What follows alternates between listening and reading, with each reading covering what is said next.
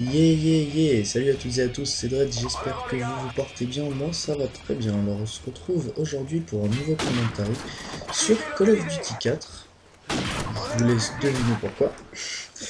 Et donc nous sommes sur la map Crash, en QG hardcore encore une fois, je vous laisse une fois de plus deviner pourquoi. Et donc, on attaque tout de suite. Donc, ça fait partie de la série que j'avais prévue. Je vous en ai parlé très rapidement sur mon commentaire de World at War. Et donc, en fait, j'ai prévu de faire une petite série. Donc, sur chaque map, si possible. Parce que bon, je garantis pas réussir à le faire sur toutes les maps. Et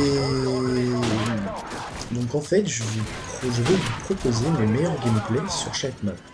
C'est-à-dire là, par exemple, on est sur Crash, donc vous pouvez vous attendre à un gameplay assez sympathique. Enfin, je trouve qu'il est pas mal au niveau du score final.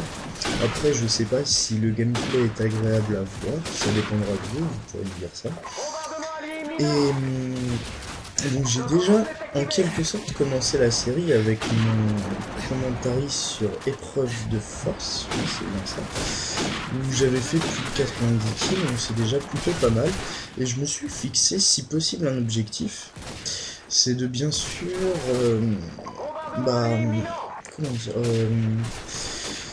proposer des gameplays supérieurs à 90 kills sur chaque map.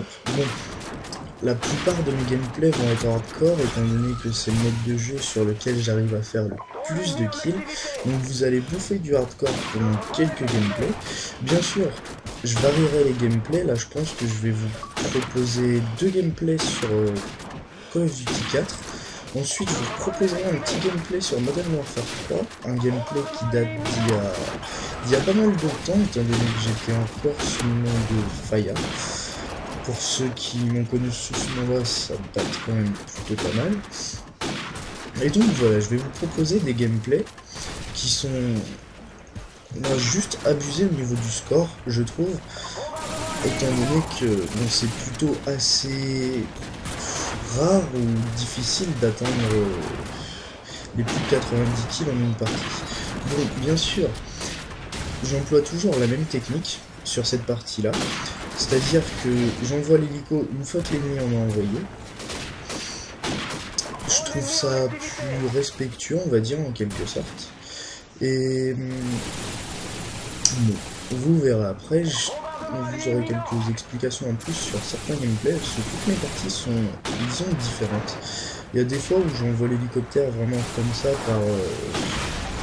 disons, machinalement. Vous avez vu le petit kill ninja, là. Enfin bref, donc je disais, il y a des parties où j'envoie l'hélico, disons, machinalement.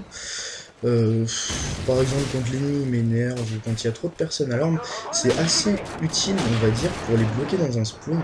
Je prends un exemple assez... Ouais, si. Je vais prendre l'exemple de la map que je préfère, c'est-à-dire, maintenant c'est Assassinat, sur ce jeu-là. Je compte pas Cargaison, bien sûr, parce que c'est une map, on va dire, complètement différente des autres maps, étant donné qu'elle fait 2 mètres carrés, entre guillemets, bien sûr. Et donc maintenant, c'est devenu Assassinat. En fait, avant, j'avais une télé qui me permettait... qui ne me permettait pas plutôt de voir correctement sur cette map là, c'est-à-dire j'étais obligé d'utiliser par exemple la vision nocturne, ce qui rend très moche le jeu, je trouve, parce que mon voir couvert, c'est pas très agréable, on va dire. Et donc sur cette map là par exemple, c'est plutôt assez utile quand il y a des mecs qui jouent par exemple à la MP5 ou ce genre de choses. J'ai vécu ça il y a très peu de temps. Vous leur mettez l'hélicoptère, ils sont bloqués dans leur spawn, vous avez juste à attaquer directement, à vous diriger vers le spawn, et là c'est le bonheur total, on va dire. Et donc, comme vous avez pu le voir sur ce gameplay, j'ai commencé au M40. En général, je commence assez souvent, on va dire, mes parties au M40. Là, j'ai sorti le Barrett il y a un petit peu plus tôt, là, comme vous avez pu voir. J'ai sorti le Barrett, c'est en gros quand je m'énerve. Le Barrett, c'est une arme qui fait très mal, surtout en hardcore. Elle est hyper précise, elle est vraiment tout ce qu'il faut de bon, quoi. Et vous pouvez constater, j'enchaîne plutôt pas mal avec cette arme-là. Bon, malheureusement, il n'y a pas de feed ou quoi que ce soit, je crois, qui se passe dans la partie. Et en fait, je trouve que le barrette est plutôt assez utile quand vous êtes énervé, parce que, enfin, imaginez, vous êtes au M40 au début, là vous ratez quelques balles, il vaut mieux sortir le barrette, comme ça vous permet de jouer la sûreté en quelque sorte, étant donné qu'il y a 10 balles dans le chargeur, ça permet de, bah, je vais pas dire de bourriner non plus, mais d'y aller un petit peu plus en mode énervé et de les décaler plus facilement, j'ai l'impression, étant donné que la fluidité avec cette arme là elle est assez plutôt excellente, on va dire. Et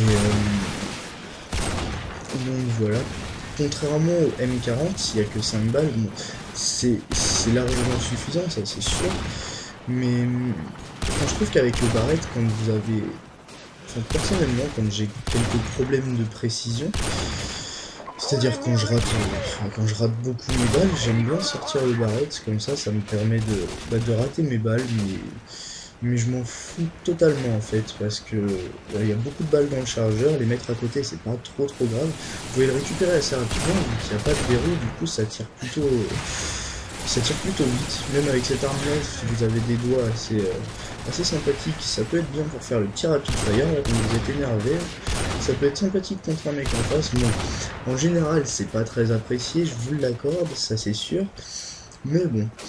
Un barrette, un petit bourrinage, c'est toujours assez drôle, je trouve. Mais bon.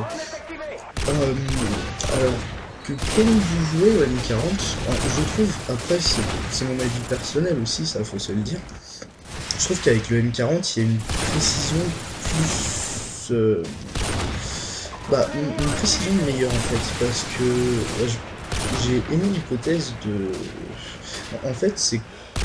Étant donné qu'il y a moins de balles, peut-être que, personnellement, peut-être que je me force à être beaucoup plus précis avec cette arme-là.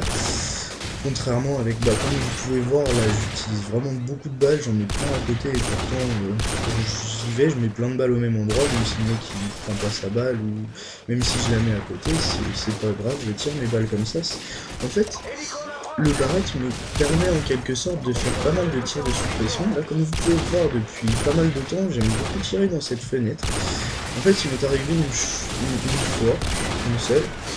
Enfin, si ça arrive deux fois, ce sera amazing. Si ça m'arrive une deuxième fois, c'est de taper, de mettre la triple wallbang. Et ça, c'est tellement un bonheur de mettre cette triple là. Elle est tellement magnifique. Oh là là. En plus, c'est bien, c'est que les ennemis ne respawnent juste derrière le bâtiment dans lequel je tire en fait. Il y en a un qui respawn tout au bout, si je ne me trompe pas, et un qui respawn juste à côté de la porte qui est derrière la fenêtre. Et donc, ça peut être pas trop mal en général pour faire des feeds. Je trouve qu'il y a plutôt moyen. Vous avez sûrement pu constater, qu'au début de partie, enfin vers le début de partie, quand j'étais encore au M40, j'ai tapé une collade dedans. Malheureusement, je me suis fait broke, j'ai raté une balle et j'ai remis une collate. Ça aurait pu faire une belle quad feed. Double collate wallbang, c'est pas trop mal encore, ça va, mais... Enfin, c'est un spot qui fonctionne tout le temps quand les ennemis sont bloqués de ce côté-là. Étant donné qu'en QG hardcore, les ennemis restent vraiment bloqués facilement, il suffit juste de maintenir de garder sa zone, oui, de garder sa zone, et vous verrez que les ennemis, ils sont complètement bloqués. Tant que vous rentrez pas dans le spawn, je pense que vous connaissez tous un peu le style, le style de jeu quand même, tant que vous rentrez pas dans le spawn, vous êtes sans problème, les ennemis respawnent toujours au même endroit. Au bout d'un moment, vous commencez à prendre les spawns par exemple en mettant en face, en réapparaissant vous-même. Ça peut être une bonne idée d'essayer de retenir tout ce genre de spawn quand vous réapparaissez vous-même. Ça fait beaucoup de nos spawns, je trouve ça un petit peu relou, hein. Et donc je disais, quand vous réapparaissez, c'est une bonne idée de garder en mémoire le lieu où vous avez réapparu. Comme ça peut vous permettre par exemple de trouver un spot pour le spawn où vous avez réapparu. Et pourquoi pas de mettre une petite feed tranquillement là. Pourquoi pas, hein. Donc là, vous voyez, je me suis servi du barrette en tant que... Bah, comme une mitraillette un peu. Hein. Moi, j'ai toujours trouvé ça drôle de mitrailler au barrette, mais bon, comme je l'ai dit, c'est vrai que c'est pas du tout très accepté.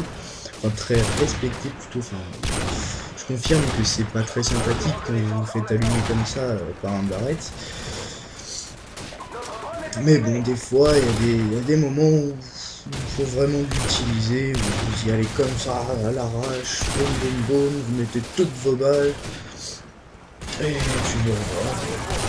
Et je voulais te demander aussi quelque chose, donc je sais pas si j'aurai une réponse à cette question. Je cherche actuellement un graphiste, oui c'est bien ça, un graphiste donc pour nous faire si possible un background, parce que bon c'est vrai que c'est pas très beau une chaîne YouTube comme j'ai là qui est sans rien quoi, elle est un petit peu nulle quand même ma chaîne, faut se le dire.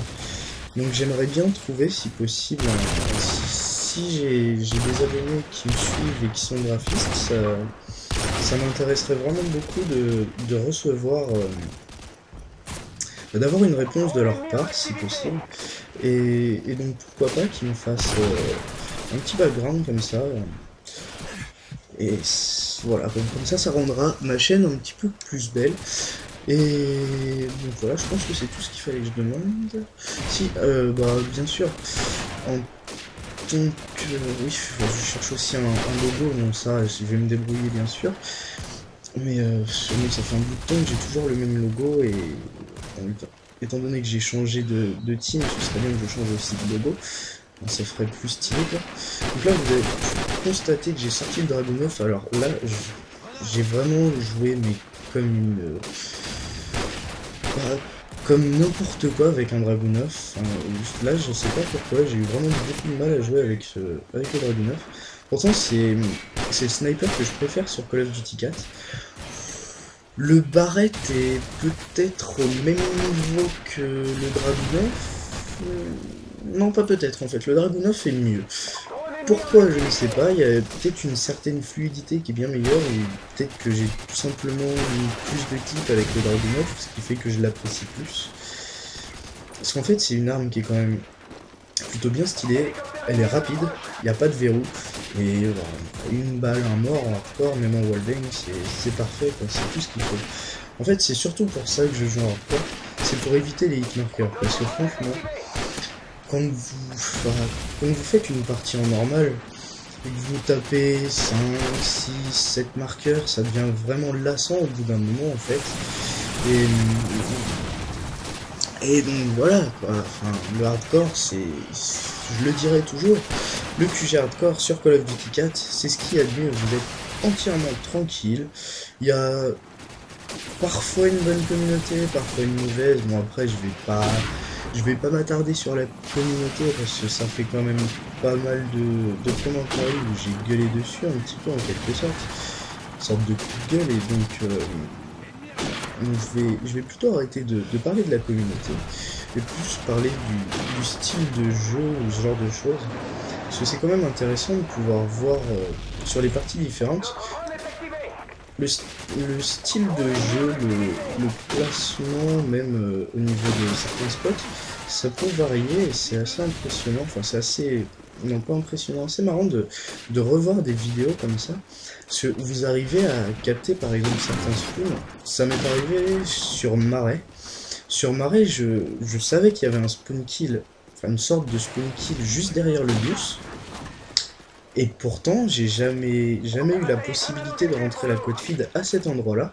Et en revoyant plusieurs vidéos que j'avais fait sur cette map Marais, j'ai pu constater qu'il y avait un spawn un petit peu plus loin, juste à gauche. Il suffit juste, par exemple, vous tapez les 1, 2, 3, là vous avancez un tout petit peu, vous regardez sur la gauche et vous tirez la balle. Même si vous voyez pas l'ennemi, vous tirez la balle comme ça au hasard et je pense que ça peut passer.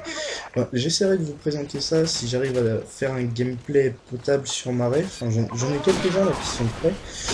Qui sont prêts. Enfin, malheureusement, j'en avais un qui était plutôt assez beau sur Marais, mais le problème, c'est que l'autre a quitté la partie avant que j'atteigne un certain nombre de kills, avant que j'atteigne les 100 kills. Pourtant, il restait le temps nécessaire à ma réussite. Et donc voilà quoi, ça... L'autre a quitté la partie, ça fout les boules et puis voilà. Donc là je crois qu'on arrive, oui, on arrive à la fin du gameplay, donc c'était Dread, j'espère que ça vous a plu, je vous dis à la prochaine fois et d'ici là portez-vous bien, passez une bonne soirée ou une bonne journée si vous êtes en journée, et donc comme je l'ai déjà dit, d'ici là portez-vous bien, ciao.